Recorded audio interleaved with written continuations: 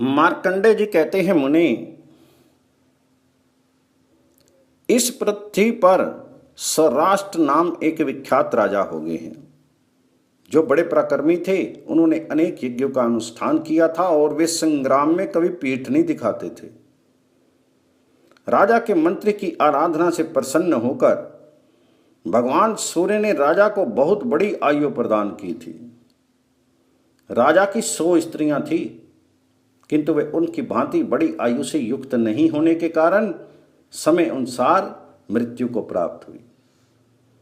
इसी प्रकार धीरे धीरे राजा के मंत्री और सेवक भी काल के गाल में चले गए। उन सब के अभाव में राजा का चित्त उद्विग्न रहने लगा।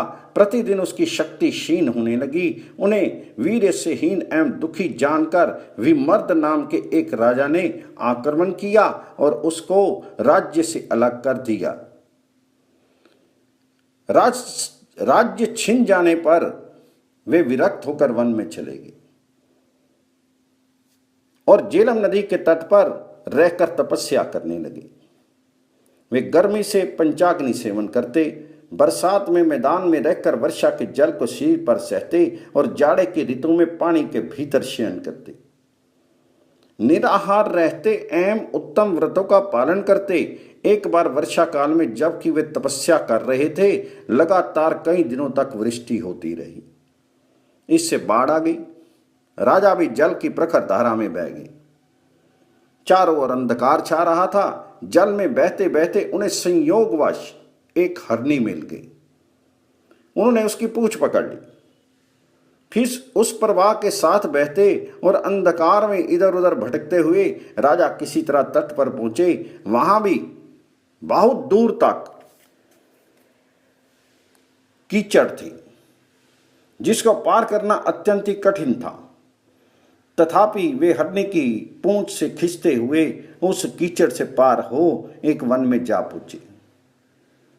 हरनी के स्पर्श से उन्हें आनंद का अनुभव होने लगा। उस अंधकार में भ्रमण करते हुए वे कामदेह के वशीभूत हो गए। राजा को अनुराग वश अपनी पीठ का स्पर्श करते जान उस वन के भीतर मृगी ने कहा, राजन, आप कांपते हुए हाथों से मेरी पीठ का स्पर्श क्यों करते हैं? आपके कार्य की सिद्धि तो किसी और ही प्रकार से हो गई है। राजा ने पूछा, मृगी तू कौन है और मनुष्य की तरह कैसे बोलती है? तो मृगी कहने लगी, राजन, मैं पहले आपकी प्यारी पत्नी थी। मेरा नाम उत्पलावती था। मैं दृढ़ धनवा की पुत्री और आपकी 100 रानियों में प्रधान थी। तो राजा ने पूछा, उत्पलावती तो बड़ी पतिव्रता और धर्मपरायणा थी, वे ऐसे किस प्रकार हुई? उसने कौन सा ऐसा कर्म किया था जिससे उसे मृग योनि में आना पड़ा?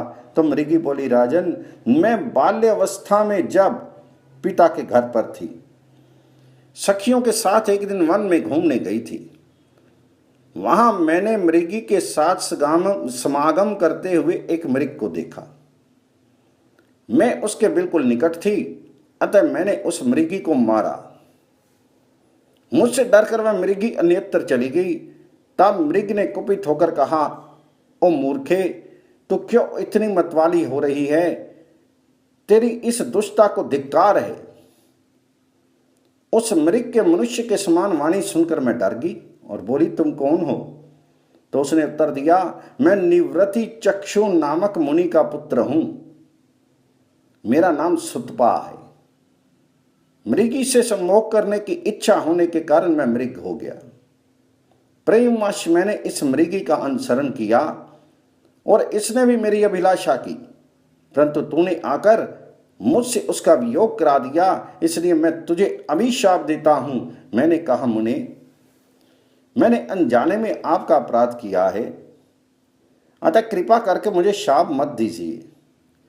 मेरे ये कहने पर वे मुनि इस प्रकार बोले, यदि तुझे अपने को दे सकूं, तेरे गर्भ से पुत्र उत्पन्न कर सकूं, तो तुझे शाप नहीं दूंगा। मैंने कहा, मैं ना तो मृगी हूं और ना वन में मृगी का रूप धारण करके ही घूमती हूं, अतः मेरी ओर से अपना मन हटा लीजिए। आपको दूसरी कोई मृगी मिल जाएगी, मेरी ये बात सुनकर मुनि की आंखें क्रोध से लाल हो गई, उनके होठ कांपने लगे। वे बोले, ओ नादान, तू कहती है मैं मृगी नहीं हूं, तो ले तू मृगी हो जा। अब मैं अत्यंत दुखी हो मुनि को प्रणाम करके बोली, मुने मुझ पर प्रसन्न होइए, मैं अभी बालिका हूं, बोलने का ढंग नहीं जानती। मुनिवर, पिता के ना रहने पर ही स्त्री स्वयं अपनी पति चुनती है। मेरे पिताजी तो अभी जीवित हैं, फिर कैसे मैं आपका वर्ण कर सकती हूं? अथवा सारा अपराध मेरा ही है, फिर भी आप प्रसन्न होइए, मैं आपके चरणों में प्रणाम करती हूं। तब मुनिश्रेष्ठ सुतपा ने कहा, मेरी बात झूठ नहीं हो सकती, तुम मरने पर इसी वन में मृगी होगी। उस समय सिद्ध वीर्य मुनि के पुत्र महाबाहु लोल तेरे गर्भ में आएंगे। उनके गर्भ में आते ही तुझे अपने पूर्व जन्म का स्मरण होगा। फिर स्मरण शक्ति प्राप्त करके तुम मानवी की भांति बोलने लगेगी। उस गर्भ के उत्पन्न होने पर तुम मृगी के शरीर से मुक्त हो जाएगी और पति से सन्नाहित होकर उसमें समाहित होकर उन लोगों को जाएगी जहां कुकर्मी मनुष्य कदापि नहीं जा सकते। लोल भी बड़े पराक्रमी होंगे और अपने पिता के शत्रुओं को मारकर सारी पृथ्वी अपने अधिकार में कर लेंगे। तत्पश्चात वे मनु के पद पर प्रतिष्ठित होंगे। इस प्रकार शाप मिलने पर मैं तिर्यक योनि में आई हूं। आपके शीर का स्पर्श होने भाव मात्र से मेरे उदर में गर्भ स्थापित हो गया है। मृगी के ये कहने पर राजा को बड़ी प्रसन्नता हुई।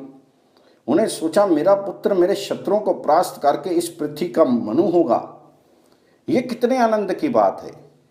तदनंतर कुछ काल के पश्चात मृगी ने उत्तम लक्षणों से संपन्न पुत्र को जन्म दिया।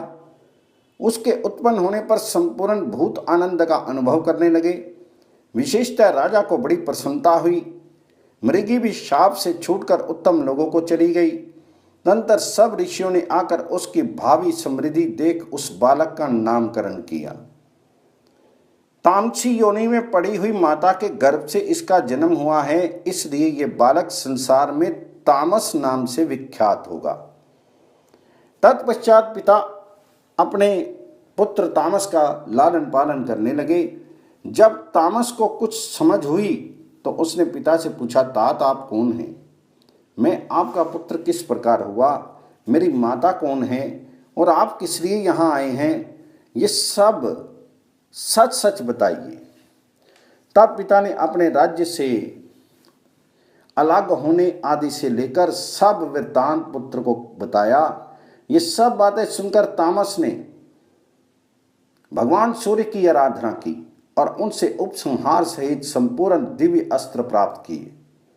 अस्त्र शस्त्रों का ज्ञाता होकर उसने संपूर्ण शत्रुओं को परास्त किया और उन्हें पिता के पास ले आकर उनकी आज्ञा मिलने पर छुटकारा दिया। वह सदा अपने धर्म के पालन में लगा रहता था। उसके पिता भी शीत त्यागने के पश्चात तप और यज्ञ से उपार्जित पुण्य लोक में गए। सारी पृथ्वी को जीतकर तामस राजा हुआ और फिर मनु के पद पर प्रतिष्ठित हुआ। अब तामस मनवंतर का वर्णन सुनो। उसमें सत्य, सुधि, स्वरूप और हरि ये 4 देवगण हुए। इनमें से एक एक गण में 27 देवता हैं।